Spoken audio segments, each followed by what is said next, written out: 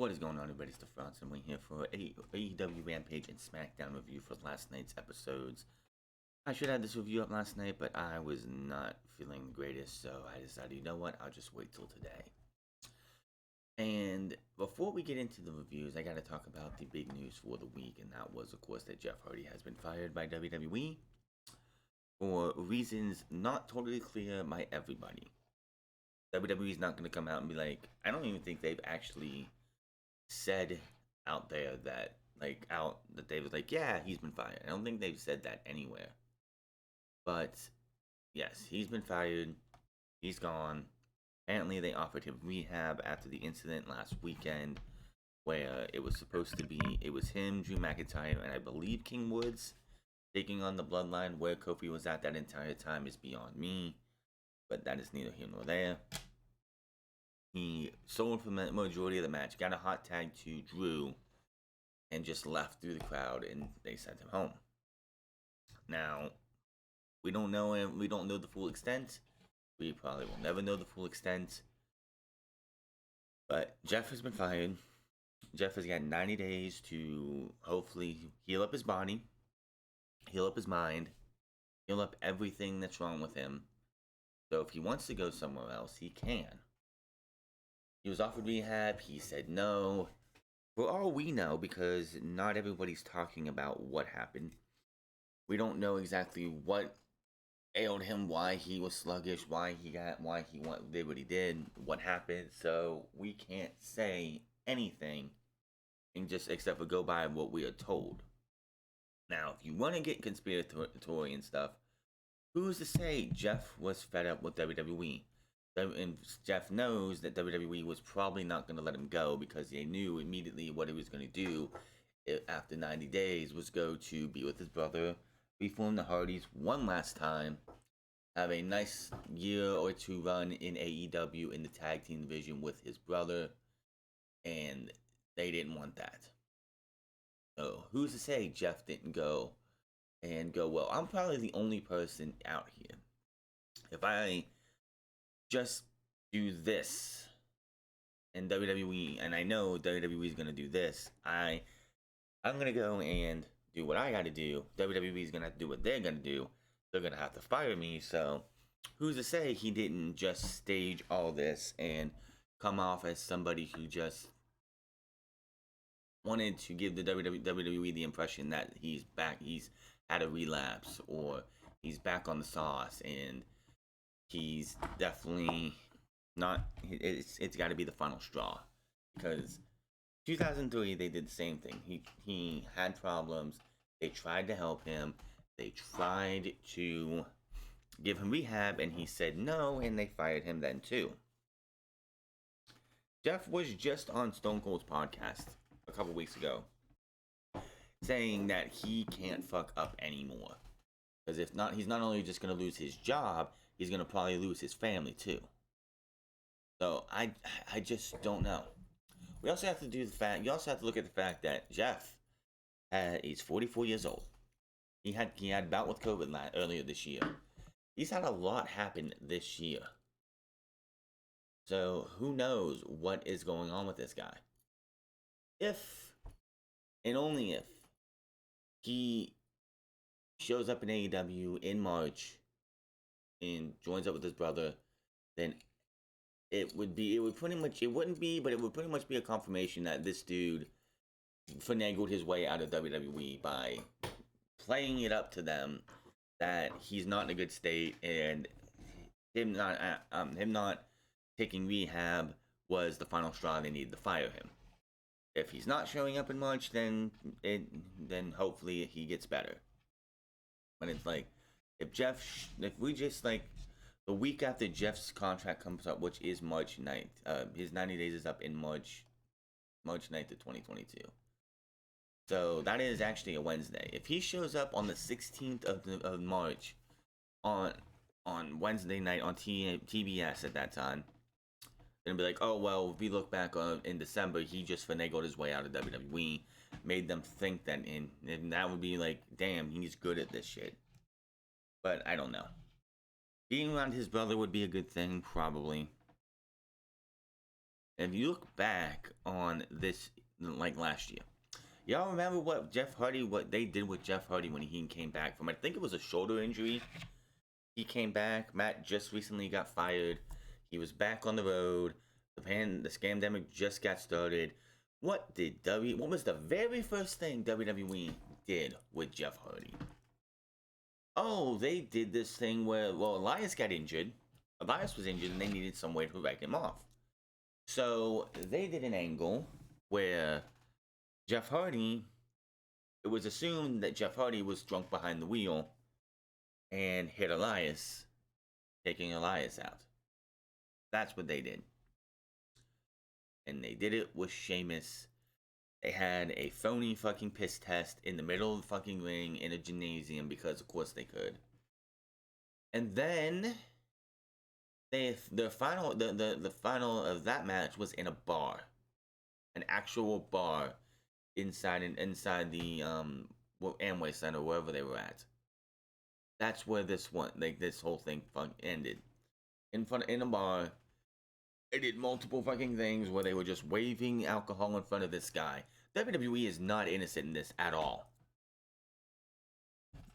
And if you look at WWE since 2017 to now, what has Jeff Hardy done? He won the tag team titles on his return with his brother. Cool. Won the United States Championship. Cool. After that, nothing. Jeff has not really been in the world title picture. Jeff hasn't been really used for anything. Not even he's been mostly the last year. He'd been mostly on main events, wrestling younger talent, and nobody watches main events. So how the hell is anyone gonna get to see these matches against a Mustafa Ali, a Ricochet, or anyone else? The biggest thing Jeff Hardy did this year was beat Karrion Kross in less than 2 minutes on an episode of Raw in Karrion Kross's debut. That is the biggest thing Jeff Hardy did this year. And it was, oh yeah, and he brought No More Words back, which he can't use anymore. So I don't know the full extent of Jeff Hardy's illness, whatever, like if he's had a relapse or if he's just finagled his way out of WWE to get out of his contract because he was fed up and sick and tired of doing absolutely next to nothing. WWE saw him. They just wanted to keep him under contract because they didn't want both Hardy Boys being in All Elite Wrestling. Yeah, they've been firing talent left and right, but they weren't going to fire Jeff. They weren't going to fire Jeff unless they had to fire Jeff. And unfortunately, they fired Jeff because of, we don't know exactly. But if he's back up on his vices, I hope everything can get cleared up. I mean, he's got 90 days. And you can do a lot in 90 days. You could. Who knows exactly what's going to happen with him? I hope everything works out in the end. But Jeff Hardy is no longer in WWE. He was supposed to team with Drew McIntyre last night to take on Happy Corbin and Madcap Moss. That did not happen. Also, big news this week. Johnny Gargano, free agent. Kyle O'Reilly, free agent. Both men are off of the internal rosters of WWE. Nothing new on Kyle O'Reilly yet, but nothing says I am done with WWE than opening your own pro wrestling tee shop, starting your Twitch account, and starting advertising your YouTube channel again, which does have 2 videos on it, but they're from 5 and 12 years ago. So, yeah, but that just tells you that Gargano's gone. He's not going back. There's no reason people, and Brian Alvarez and them yesterday could try and make up all this, oh, he could still go back. I'm why would he set up a brand new Twitch account? Why would he advertise his YouTube account, which has been on YouTube for at least 5 or 6 years? Why would he advertise that stuff only to just re-sign with WWE? Gargano's not coming back. There's no reason to open a pro wrestling tee store if you're just going to go back to the WWE. So Gargano, gone. We may not see him, some people oh, he's coming, the winner is coming next week. We may not see him till next year, just for the fact is his wife is having a baby. very, very soon in February. I don't see any rush to go anywhere. He made probably a good enough living to just hang back, spend time with his wife, help get ready for the baby, and maybe at the end of February, maybe beginning of March, we'll see Johnny Gargano show up in All Elite Wrestling, MLW. He doesn't have to go to AEW. He could show up in Impact. He could show up in the revamped Ring of Honor. He could show up in MLW. He might even go to New Japan Strong. We do not know. Only thing I can say is Johnny Gargano is not going back to WWE. Now, let's talk about Rampage. Rampage was a good show, as usual. We had a tag team title match. This match was supposed to be 2 out of 3 falls last week, but Phoenix was, I guess, travel problems, even though Tony Schiavone last week said it was injury related, which made no sense, especially since Phoenix was here this week. These two teams faced off in a ladder match, a triple mania for the AAA Tag Team Championships. FTR ended up retaining.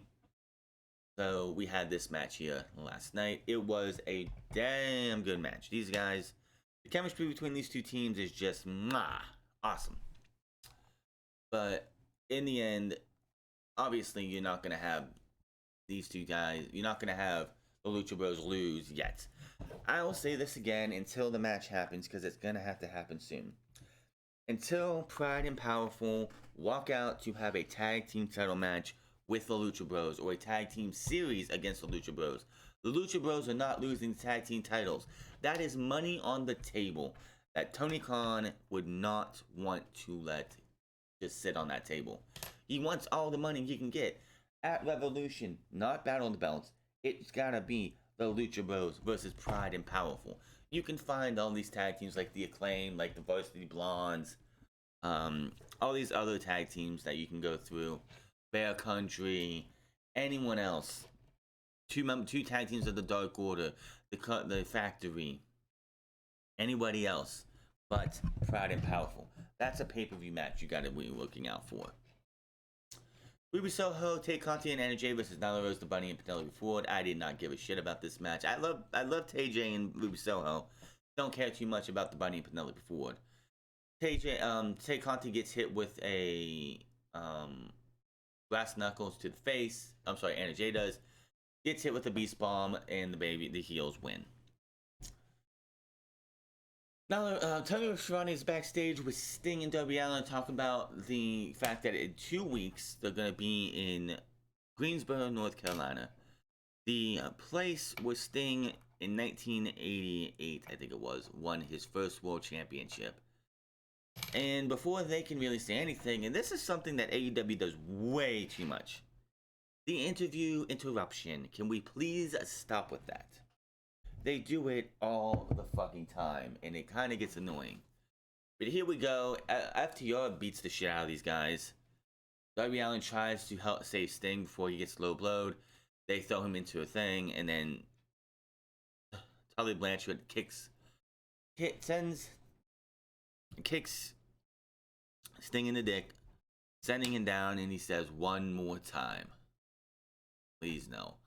I don't want to see Sting versus Tully Blanchard inside in the ring in that holiday bash. Please, no. Then it was time for the not the main event, but the main event. What everybody was here for this week. Hook makes his debut.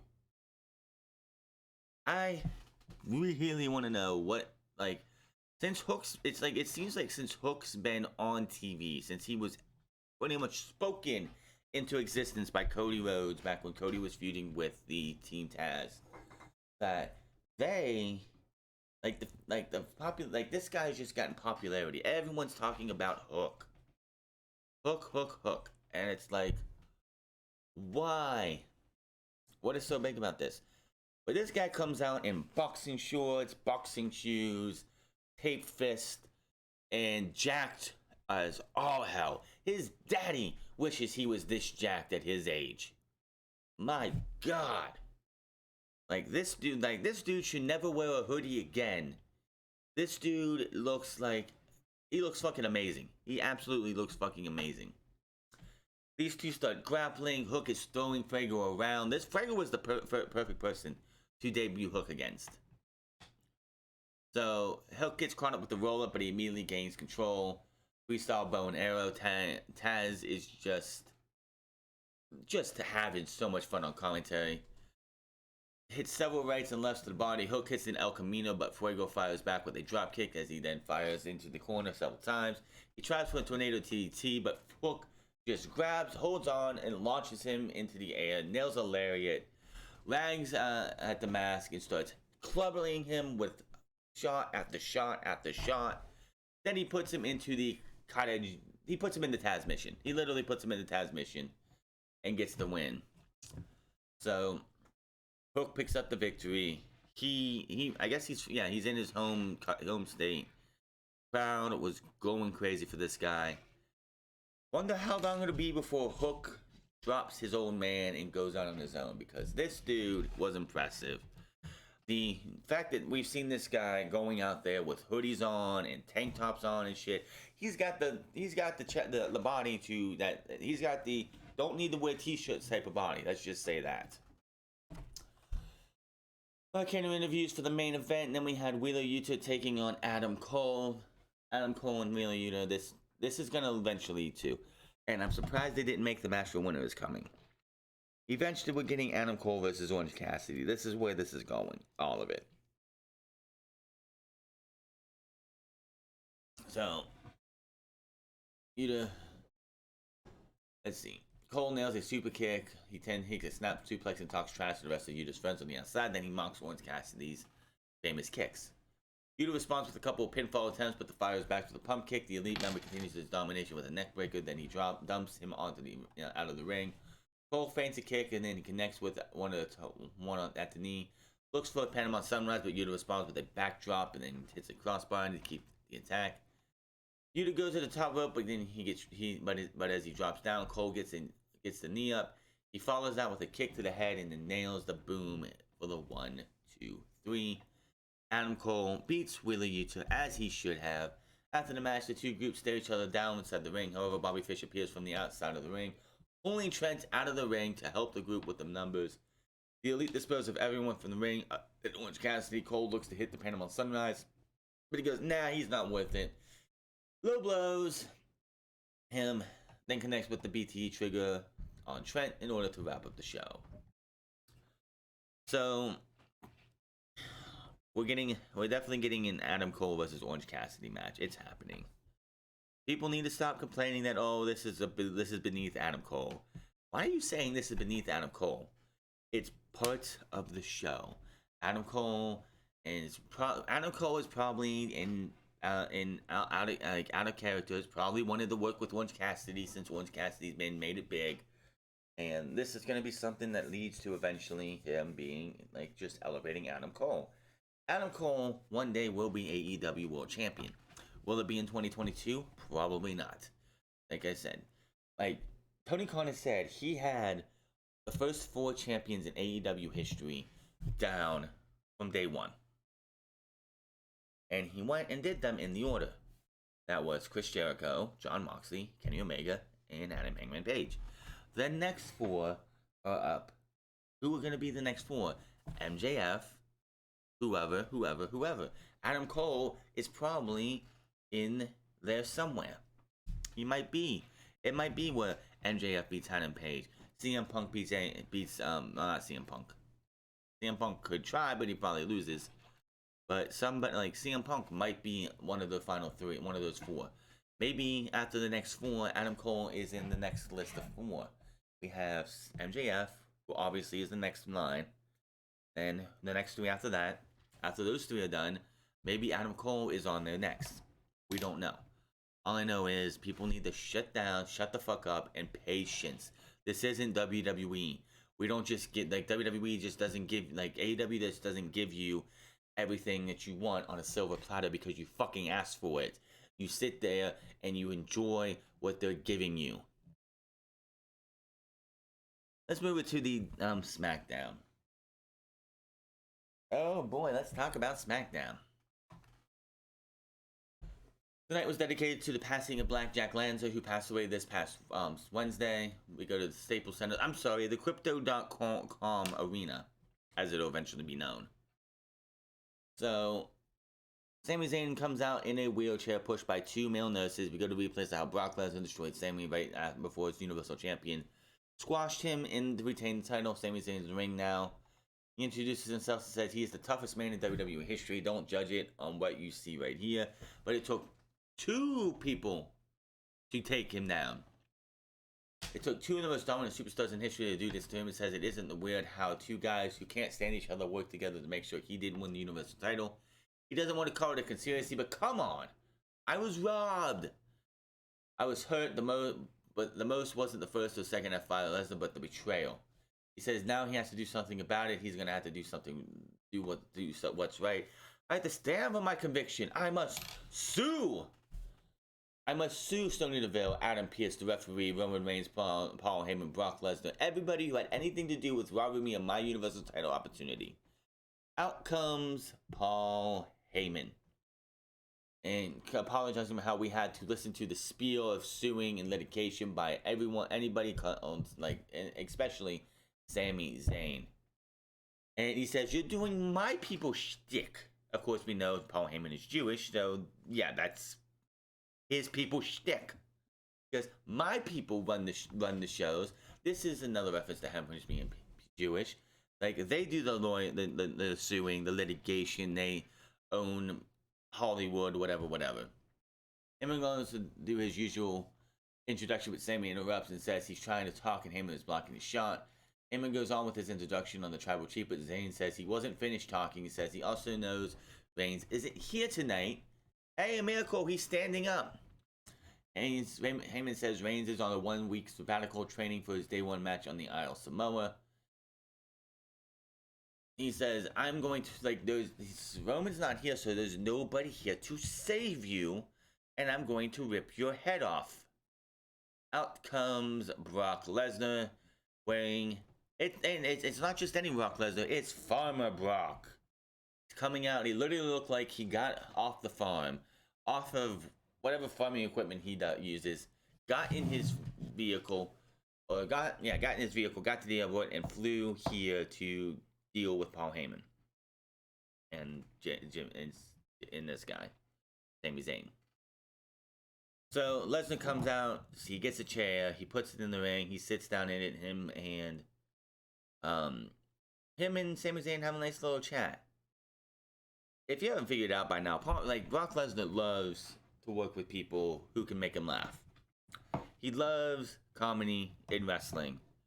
He may not say it, he might not believe it, but just look at the last two segments he's had with Sami Zayn. He is having a blast. This dude is having fun, and it's just wow.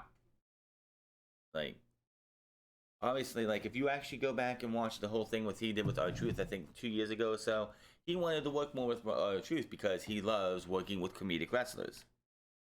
Of course, he also gets the mic from Paul Heyman to make sure he can actually have a mic.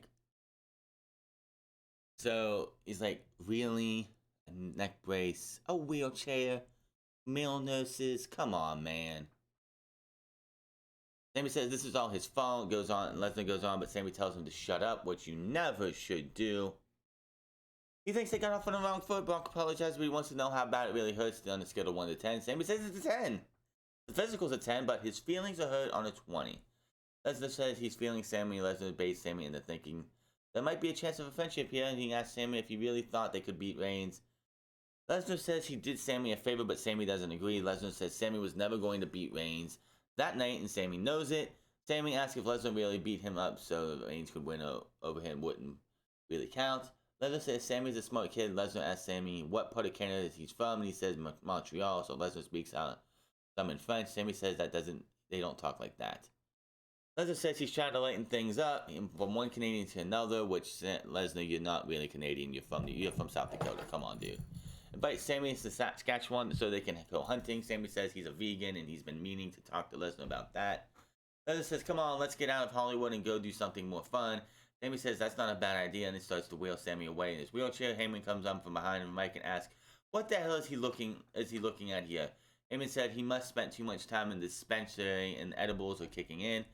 Heyman says 3 years ago this would have been an automatic trip to Suplex City, but instead he's watching Canadians besties about to go moose hunting in Saskatchewan. Heyman goes on with one of his typical introductions, hyping up Lesnar, and refers to him as the likely future reigning and defending. Lesnar suddenly snaps and destroys Sammy's two nurses, tosses them out of the ring. Heyman exits the ring as Lesnar stares Sammy down, seething. He attacks Sammy and sends him wheelchair flying as well, leveling him in the middle of the ring with F5. Lesnar's music hits. Now Sammy sells the attack on the mat. Heyman watches from ringside. Lesnar stands tall and makes his exit, stopping on the stage to look back at the ring. Okay then, that was something. Heyman again, like I said, Brock Lesnar just loves his comedy. He really does. But yeah, the planting the seeds, making you think that Heyman's gonna turn on Roman Reigns. Maybe he is. Maybe Roman Reigns is gonna lose the championship at day one, which would be the dumbest thing they've done. I don't want to see Brock Lesnar win the Universal Championship. We've been down that road twice. Did it work for the WWE in the end? Absolutely not. It did nothing. Let's see. Heyman, Lesnar lost the title to Roman, then he lost the title, he got it back, then he lost it to Seth Rollins. And we all know where that went with Seth Rollins. So, this match was advertised and brought together after Jeff Hardy was sent home. The OK Bro were brought to SmackDown to take on the New Day and the Usos in a triple threat. Who's the best tag team in WWE? Who gives a shit? Bathroom break, Kayla Braxton stops Brock Lesnar and asks him why he came to the ring just now. Lesnar says, "Why don't you ask my advocate, Paul Heyman?" and walks off. Los Lotharios versus Rick Boogs and Shinsuke Nakamura. I noticed Shinsuke Nakamura is sporting a brace on his hand with his two fingers taped up. So basically this match was short. Rick Boogs pretty much powered Humberto Carrillo the entire time. Then brings Angel in after he gets tagged in. Buffs him up. Humberto gets oh wait. No, it was pretty much Rick Boogs and Angel and Humberto Carrillo the entire time. Angel Garza really only got pulled into the ring because of Rick Boogs. Rick Boogs pretty much just manhandled, beat the hell out of Humberto. Spins him around, drops him. Nakamura tags in, hits a high-end Kinshasa 1-2-3. And so much for Los Lotharios being anything of a tag team worth a damn, because they just get squashed by Shinsuke Nakamura and Rick Boogs. Shinsuke Nakamura is still your Intercontinental Champion and has not faced anybody for it, and has been feuding with Los Lotharios, a tag team. Why? We go backstage to see Sir Kofi, the Viking Raiders, Ricochet, Mansoor, and Drew Gulak are looking at something under a purple cloth. Sure, Kofi stops Eric for peeking. Up next, King Xavier Woods gets his new crown. Announces hype tonight's dual branded tag team triple threat. We go back to Sir Kofi with the Viking Raiders, Ricochet, Mansoor, and Drew Gulak. Woods appears. He gives a brief speech for his royal accent. Woods' new crown is presented as Kofi brings up the purple cloth. Says not in his majestic crown, he's prepared for an auspicious battle against RK Bro and the Usos to prove they are the greatest tag team in all of WWE. No disrespect to the Viking Raiders. Which, yeah, the Viking Raiders are just there. Why aren't they in this match? Oh, that's right, because they don't mean shit. You just squashed Los Lotharios, who should have been the ones who came out when Xavier Woods was getting his crowning moment back the week after, the night after he won the King of the Ring, and spoiled that. But no. We're gonna have this instead. This company just doesn't care. We get recent backstage happening with how Drew McIntyre is upset with not getting a spot in the Black Friday Battle Royal. He comes to the back and he has his sword. He talks to Adam Pearce. Adam Pearce is like, "Well, I didn't make the list. Sonya Deville did, and it was improved by higher ups." And Pearce says his higher authority also ruled that Drew can't take his sword to the ring tonight, so Drew takes the sword and stabs it through Pearce's table. Sheamus versus Drew McIntyre. This is something we've seen for like the last year and a half. If you've seen the first match, you've seen them all, but they beat the shit out of each other. I'm not saying it was a bad match. Drew McIntyre wins with the Claymore after they both block each other's finishers. He gets thrown into a turnbuckle into the corner, bounces out, hits the Claymore. Hits the Claymore and gets the win. And that is that. We see a Happy Corbin and Madcap Morris in the hallway backstage. They have Pierce's desk with Drew's sword in it. They're laughing as they push it away. I think it's time we end the sword gimmick. It was something to do for a while, but let's just forget about it. We get a Hall of Famer. We get a tribute to Hall of Famer Jack Lancer. Good for them. And then we get Sonya Deville versus Naomi. Naomi comes out. Sonya Deville comes out next, looking like, I swear she looks like she would be somebody asking you for the safety wood. She looked like a fucking dominatrix in the suit that she's wearing. What the fuck was that? What happened to the MMA stuff that she used to wear? Wear that. So she gets a microphone. Oh, wait, before that. Taylor Braxton stomps Paul Heyman backstage, almost giving him a heart attack again. Asks her to stop doing that. She asked him about Brock Lesnar calling him his advocate, and he's like, stop doing that too. And then she asks, what do you think Roman Reigns will think about all this? And Paul Heyman's face goes white. And he walks away. So Sonya Deville comes out, gets the mic and says, we're going to have the match. But before that, your special ring announcer, Natalya, and your special ring timekeeper, Shayna Baszler. So Naomi immediately goes out, beats up Shayna Baszler, stops Natalya from coming up too. She turns her attention back to Sonya Deville. And Sonya Deville exits the ring, gets to her buddies. It's like, whoa, no. We're not going to do this. You guys go that way, you go that way. We're going to do a shield style attack, and we're going to beat this woman up. They all get on the apron, and then news music would so happen to hit. But Xia Li, she comes out and does a couple poses. They have lightning overlaid on top of her to make her look like she's some kind of superhero. Performs her usual shtick, which she used to do in NXT with her size. The lightning effects, look cheesy as shit. I don't want to see that. Deville looks shocked. Which, by the way, the fact that she took this time, they could have beat up Naomi and been done with her before Xia Li got to the ring. Xia Li gets to the ring. Her and Naomi fend off everyone else. And it just occurred to me that I did not realize Xia Li was this fucking tiny. That just shows that most women in NXT are usually tiny, I guess, because she is tiny. I thought Kacy Catanzaro was tiny, but Xia Li is tiny. Holy shit. She's not going to go anywhere in this company. They're going to use her for props here and there, but they're not going to do shit with her. She is so fucking tiny. I think she's smaller than Riho. My goodness. Beats up the baddies, they're gone, and that was that. It's like, so, they could have did this differently and made it so we have ourselves an established six-woman tag match for next week or whatever.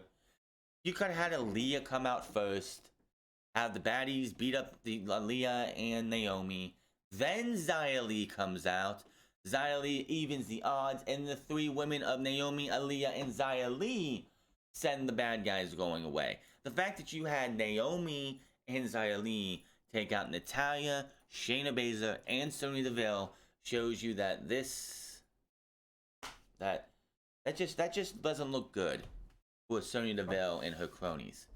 Let's just say that. SmackDown Women's Champion. Oh boy, this was bad. SmackDown Women's Champion Charlotte 9000 versus Toni Storm. This is a championship contenders match. This was bad. First off, can we stop having Charlotte go up to the top rope? Stop stealing from Andrade. You can't do his moves. Try being more original. You steal from your father. Now you steal from Andrade. Who else are you gonna fucking steal from? You can't do like he does. Like Andrade does a moonsault, lands on his feet, and does another moonsault. She tries to do that, whiffs so poorly. It looked so bad. So bad. Stay off the top rope. Just stay off the top rope.